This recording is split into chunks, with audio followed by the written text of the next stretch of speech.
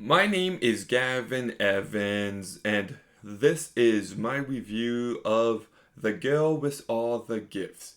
And this movie is very, very, very frustrating because I actually liked the first act of this movie. I thought this was a movie I could love. The human zombie hybrids is such a great idea, and I was curious to see what the movie would do with it.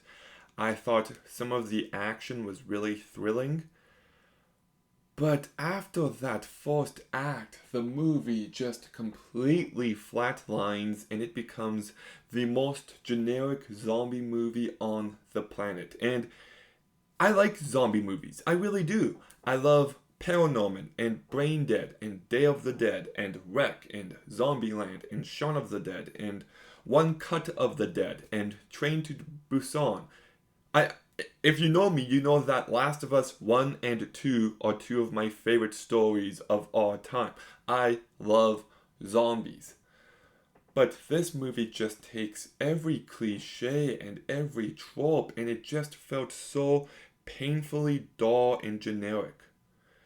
And it's frustrating because there is a new idea here, but the movie doesn't play it up nearly enough. And it's filled with the same visuals we've seen 100 times by this point, and it's just lacking in almost every sense. There's also not enough substance for this runtime. Like, the movie's almost 2 hours long.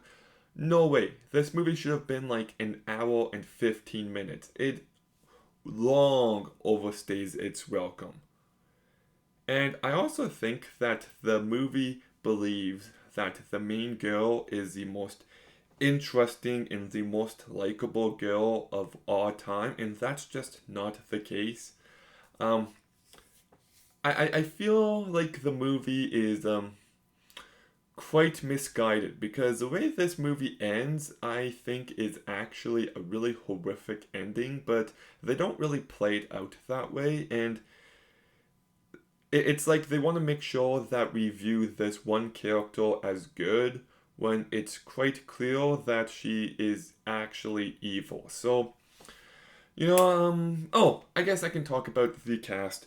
Sienna Nonoa, I didn't like her character, but she plays it incredibly well.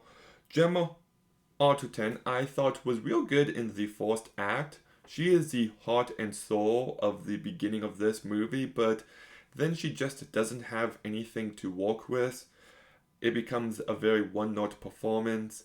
Glenn Close does a perfectly fine job, and Paddy Kunstin, I thought, did a fine job. So the cast is not the issue, and like I said, the first act is good. There is some exciting action, some real potential, but the movie just becomes insufferable. It's painfully bland and generic, and it just offers nothing new. And the entire time, I'm just thinking to myself, I'd rather be playing The Last of Us. So, The Girl with All the Gifts gets a 2.5 out of 10. And the thing is, I heard great things about this movie, but I could not disagree more.